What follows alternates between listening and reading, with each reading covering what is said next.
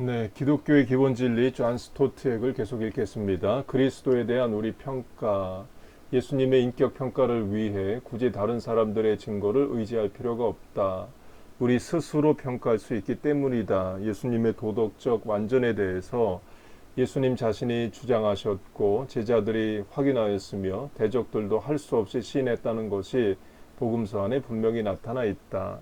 우리에게는 스스로 판단할 수 있는 충분한 기회가 있다. 복음서의 기자들에 의해 묘사된 예수님의 모습은 포괄적이다. 사실 복음서의 내용은 대부분 약 3년밖에 안 되는 예수님의 공생애에 대한 설명이 있다. 그러나 소년 시절에 대한 약간의 묘사가 있다. 누가는 두 차례에 걸쳐서 예수님이 알려지지 않았던 나사렛 시절에 그의 몸과 마음과 영혼이 자연스럽게 성장했으며 하나님과 사람에게 사랑스러워 갔다고 이야기한다. 누가복음 2장. 우리는 그가 제자들과 함께 한적한 곳으로 가는 것을 보는가 하면 떠들썩한 군중 속에 있는 것을 발견하기도 한다. 또한 갈릴리에서 사역하던 그를 군중들이 영웅으로 숭배하고 억지로 붙잡아 자기들의 방식대로 왕을 삼으려 한 것도 본다. 이건 오병이어 사건의 요한복음에서 나오는 거죠. 그는 예루살렘 성전 안에서 사두개인과 바리새인들에게 교묘한 질문을 받은 적도 있다. 가이사에게 그 세금을 바치는 게 맞냐 틀리냐 이런 질문을 말합니다. 그러나 현기증 날 정도로 높은 성공의 위치에 오르든 쓰라린 배척의 심연에 홀로 빠지든 여전히 그는 예수님이다. 그는 변함이 없다. 변덕이 없는 것이다. 다시 말하자면 그의 모습은 안정되어 있다. 그는 자신이 가르치는 것을 열렬히 믿었다. 그렇다고 광신자는 아니었다. 그의 교리는 인기가 없었다. 그렇다고 괴상한 것은 아니었다. 그의 신성에 대한 증거만큼 인성에 대한 증거도 있었다. 그러니까 예수님의 본성에 이제 two natures, 그러니까 그 두 가지 본성이 있습니다. 신성과 인성이 있어요. 칼세돈 회의에서 예수님의 신성과 인성에 대한 그 신앙 고백이 결정이 됩니다. 그러니까 fully God, fully man, 완신완인입니다. 반신반인이 아니라 완신완인이에요. 그는 피로를 느꼈다. 다른 사람들처럼 먹고 마시고 잠을 자야 했다. 기쁨, 슬픔, 사랑과 분노의 인간 감정을 경험했다. 그는 완전히 인간이었다. 그러나 단순히 사람만은 아니었다. 무엇보다도 그는 비이기적이었다. 이것보다 특이한 것은 없다. 자신의 신성을 믿었지만 교만하거나 자신의 위엄을 의지하지 않았다. 사람들은 자기가 다른 사람보다 낫다고 생각하면 뽐내기 쉬운데 그는 그렇지 않았다. 잘난 체가 없이 겸손했다. 그의 가르침이 자기 중심성을 지닌 데 반해 그의 행동은 역설적이다. 자기 중심성을 지나친 것이 난처할 정도였다. 생각에 있어서는 자신을 첫째에 두었지만 행동에 있어서는 자신을 마지막에 두었던 것이다. 그는 가장 위대한 자기 존중과 가장 위대한 자기 희생, 양자를 나타내 보였다. 그는 자신이 만인의 주인임을 알았지만 만인의 종이 되었다. 그는 세상을 심판하러 왔다고 했지만 제자들의 발을 씻어 주었다. 인자에 온 것은 섬김을 받으려 함이 아니라 도리어 섬기려 하고 자기 목숨을 많은 사람의 대속물로 주려 함이니라. 마가복음 10장 45절. 그가 포기한 것은 엄청난 것이었다. 세상의 슬픔을 위하여 하늘의 기쁨을 버리고 영원히 죄가 가까이 올 수 없는 특권을 이 세상 악과 고통스러운 접촉으로 바꾸었다. 그는 베들레헴이라는 작은 마을의 지저분한 마구간에서 태어났다. 그러니까 예루살렘과 베들레헴은 자동차로 1시간 거리입니다. 그의 어머니는 미천한 히브리인이었다. 그는 아기 때에 애굽으로 피난했었고 나사렛이란 외딴 마을에서 성장했으며 목수의 일을 하여 어머니와 동생들을 부양했다. 그 아버지, 육신의 아버지 요셉이 있었지만 일찍 죽었다고 전해집니다. 근거는 예수님 십자가 지실 때에 어머니는 오는데 아버지가 안 옵니다. 그리고 어머니 마리아를 사도 요한에게 맡기죠. 남편이 있으면 제자에게 맡길 리가 없습니다. 그래서 예수님도 가족의 사별을 일찍 경험하셨다. 교회 전승이 그렇게 말합니다. 때가 되자 그는 순회 설교자가 되었다. 재산이라고는 겨우 몇 개의 생활용품밖에 없었으며 집도 없었다. 그는 천한 어부들이나 세리들과 친구가 되었다. 문둥병자를 만졌고 또 창녀가 자신을 만지도록 허락했다. 그는 끊임없이 병을 치료하고 도와주며 가르치고 설교하는 일을 했다. 그는 오해를 받고 잘못 전해졌으며 편견과 기존 세력의 희생자가 되었다. 자기 민족에게 멸시와 배척을 당하고 자기 친구에게 버림을 당하였다. 등에 채찍을 맞았으며 얼굴에 침뱉음을 당했고 머리에 가시관을 썼으며 천한 로마의 교수대의 손과 발이 못 박혔다. 그 끔찍한 못이 박힐 때에도 그는 계속 자신을 핍박하는 자들을 위해 기도했다. 아버지여 저들을 사하여 주옵소서. 자기의 하는 것을 알지 못함이니이다. 이러한 사람은 도무지 우리가 도달할 수 없는 사람이다.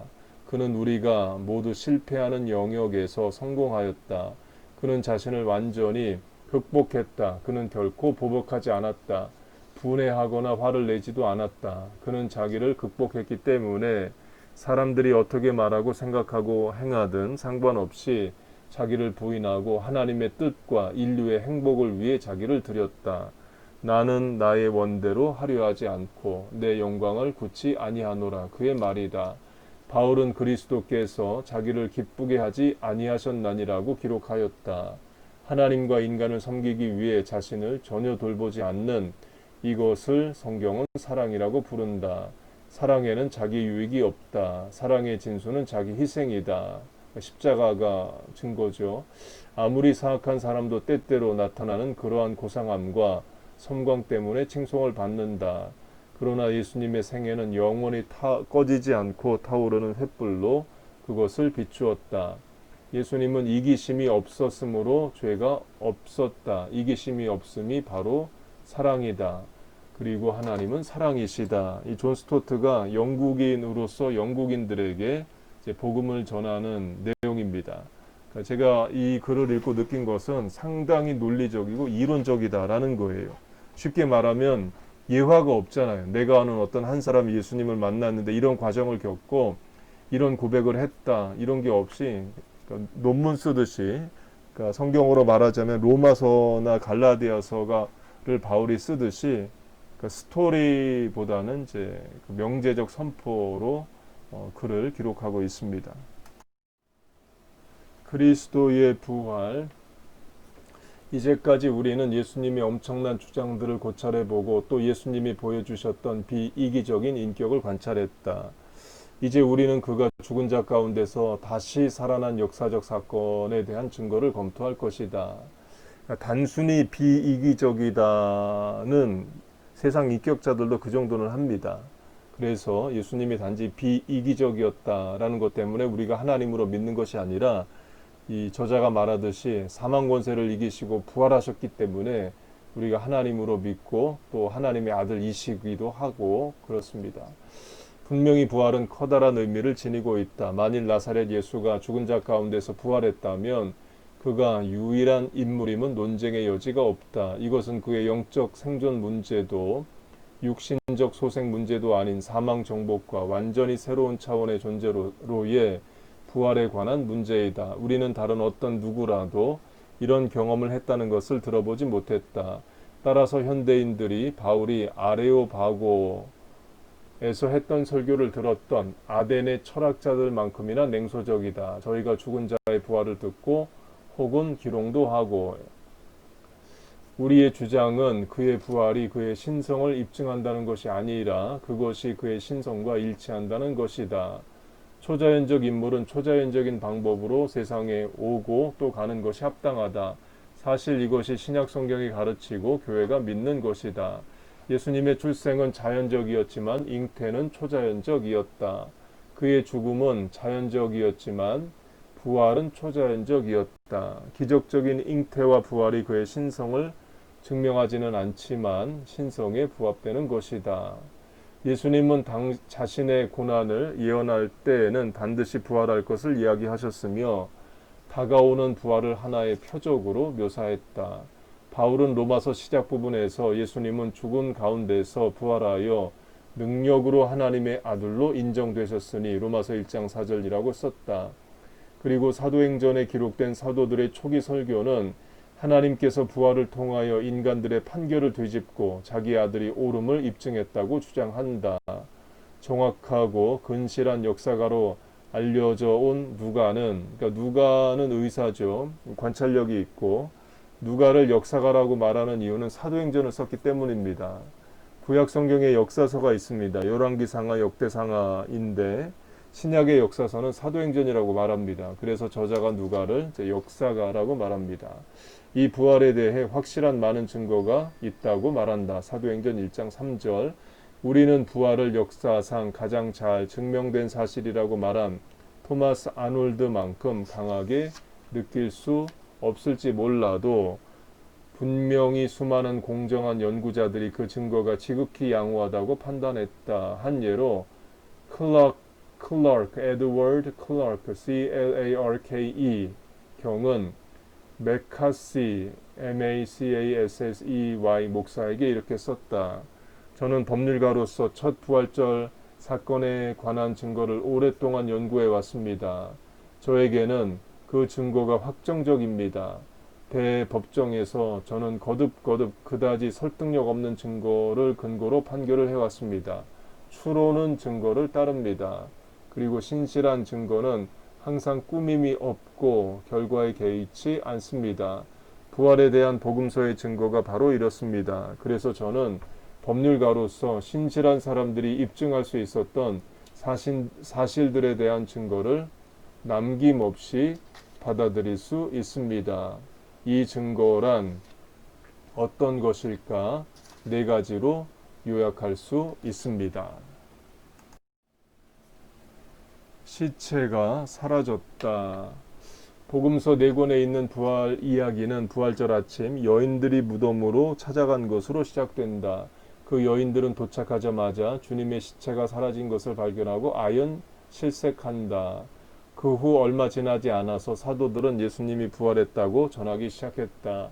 그것이 그들이 전한 메시지의 요점이었다. 그러나 사람들이 직접 가서 아리마대 요셉의 무덤에 예수님의 시체가 아직 누워 있는 것을 볼 수 있었다면 그 말을 사람들이 믿었으리라고 기대할 수 없을 것이다. 그러나 그렇지 않았다. 무덤은 비어 있었고 시체는 사라졌다. 이 사실은 의심할 여지가 없다. 문제는 이것을 어떻게 설명하느냐 하는 것이다. 그러니까 설명을 하는 겁니다. 지금 바꿔 말하면 설득을 하는 거고 이성적으로 이해를 시키려는 겁니다. 그런데 신앙은 이성을, 설명을, 설득을 넘어서요. 반지성적이다를 말하는 건 아니지만 이성적인 것에 그 한계를 두진 않습니다. 동정녀 탄생이 이해가 돼서 믿는 게 아니죠. 믿음으로 믿는 거예요. 첫째, 여인들이 다른 무덤을 찾아갔다는 설명이 있다. 그때는 아직 어두웠고 여자들은 슬픔 때문에 제정신이 아니었다. 따라서 쉽게 실수를 범할 수 있으리라는 주장이다. 이 주장은 표면적으로는 그럴듯하게 들린다. 하지만 검토해보면 그렇지 못하다. 우선 그때는 완전히 캄캄하지 않았다. 요한이 아직 어두울 때에 여자들이 무덤에 왔다고 한 것은 사실이다. 그러나 마태복음 28장 1절은 동틀 무렵에 toward the dawn, 누가는 새벽에, 그리고 마가는 분명하게 해돋는 때라고 말하고 있다. 더구나 이 여인들은 결코 바보가 아니었다. 이들 중 최소한 2사람은 요셉과 니고데모가 시체를 넣어둔 것을 보았다. 그들은 무덤을 향하여 앉아서 장사하는 것을 끝까지 지켜보기로 하였다. 바로 그 2사람, 막달라 마리아와 요셉의 어머니 마리아, 이 새벽에 살로메, 마가복음 16장 1절과 요한나는 요한의 이제 여성형 이름이죠. 다른 여자들을 데리고 다시 돌아왔다. 따라서 한 사람이 길이나 무덤을 잘못 찾았다면 다른 사람이 지적해 주었을 것이다. 또 막달라 마리아가 처음 왔을 때는 무덤을 잘못 찾았다 하더라도 날이 완전히 밝은 아침에 다시 와서 동산에 한참 다니다가 예수님을 만났다면 다시 실수를 했을 리가 없다. 뿐만 아니라 단지 감정적 슬픔 때문이었다면 그렇게 일찍 무덤에 찾아가지 않았을 것이다. 그들은 실제적인 일에 마음을 쓰고 있었다. 향품을 사두었고 주의 시체에 기름 바르는 일을 마치려 하려고 있었다. 이것은 안식일이 다가와서 이틀이나 빨리 그 일을 서둘러야 했기 때문이다. 이들 헌신적이고 사무적인 여인들은 쉽게 속거나 하려던 일을 포기할 사람들이 아니었다. 다시 말하지만 혹시 그들이 무덤을 잘못 찾았다고 가정한다 해도 그들의 이야기를 확인하기 위해 달려왔던 베드로와 요한도 똑같은 실수를 범했을까? 그리고 그들보다 후에 왔던 요셉과 니고데모 등의 사람들도 그랬을까? 둘째, 기절했었다는 주장이다. 이들은 예수님이 십자가 위에서 죽지 않고 단지 기절했을 뿐이라고 말한다. 그 후 무덤에서 깨어나 그곳을 떠났다가 제자들에게 나타났다는 것이다. 이 주장에는 문제가 많다. 철저히 곡해한 것이다. 바꿔 말하면 안 믿을 사람들은 뭐라고 설명을 해도 안 믿어요. 그러나 믿는 사람에게는 예수님의 부활을 논리적으로 증거를 안 해도 예수님 부활하셨다 한마디에 그 마음문 열려서 믿습니다. 그래서 우리가 믿는 것이 논리적으로 설득돼서 믿는 게 아니에요. 하나님이 믿음을 주셔서 우리가 지금 믿는 것입니다.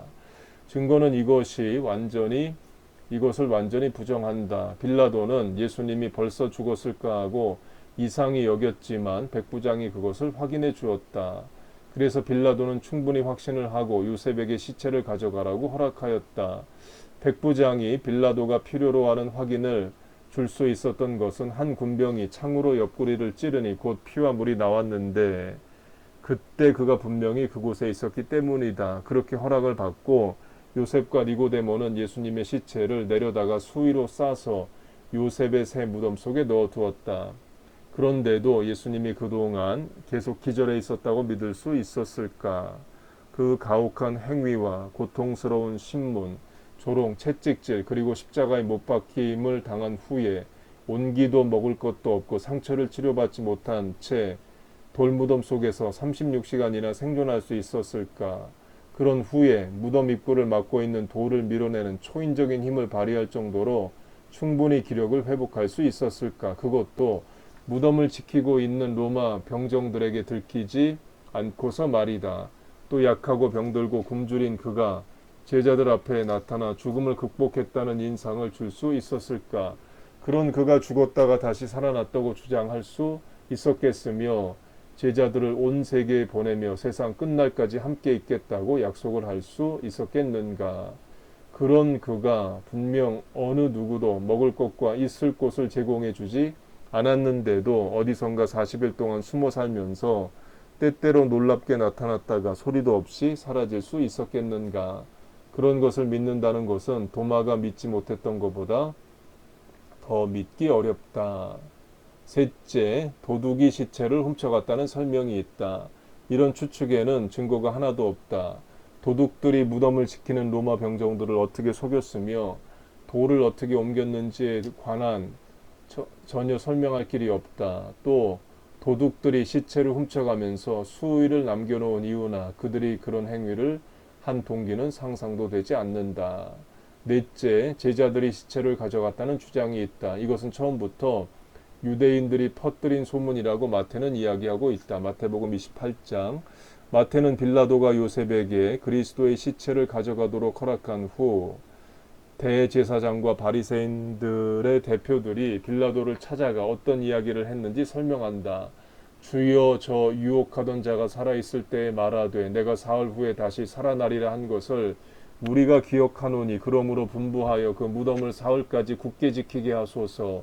그의 제자들이 와서 시체를 도적질하여 가고 백성들에게 말하되 그가 죽은 자 가운데서 살아났다 하며 후에 유혹 이전보다 더 될까 하나이다 하니 빌라도가 가로되 너희에게 파수꾼이 있으니 가서 힘대로 굳게 하라 하거늘 저희가 파수꾼과 함께 가서 돌을 인봉하고 무덤을 굳게 하니라. 마태는 계속해서 돌도 인봉한 것도 파수꾼도 부활을 저지할 수 없었던 이유와 파수꾼이 성에 들어가 대제사장에게 일어난 일을 어떻게 보고하였는지 기술한다. 보고를 받은 후 그들은 함께 의논을 하고 군병들에게 돈을 많이 주면서 말했다. 너희는 말하기를 그의 제자들이 밤에 와서 우리가 잘 때 그를 도적질하여 갔다 하라. 만일 이 말이 총독에게 들리면 우리가 권하여 너희로 근심되지 않게 하리라. 마태는 이 이야기의 설명을 이렇게 끝맺는다. 군병들이 돈을 받고 가르친 대로 하였으니 이 말이 오늘날까지 유대인 가운데 두루 퍼지니라. 이 이야기는 이치에 맞지 않는다. 선발된 파수꾼들이 로마인 유대인이든 무덤을 지키도록 명령을 받았는데 근무 중에 모두 잠든다는 것이 가능할까? 그리고 파수꾼들이 깨어 있었다면 꾀도 없고 무방비 상태인 여자들을 어떻게 그들을 지나가서 돌을 굴려낼 수가 있었겠는가? 백보양보에서 제자들이 주님의 시체를 훔치는 데 성공했다고 가정해도 이 가설 전체에 상반된 심리적인 요인이 존재한다. 사도행전 첫 부분인 사도들이 유대인들에게 전한 메시지의 요지는 부활이었다. 너희는 그를 죽였지만 하나님께서 그를 살리셨고 우리는 그 증인이다라는 내용을 그들은 반복했다. 그러면서 우리는 그들이 꾸며낸 거짓말을 선포했다고 믿어야 할까?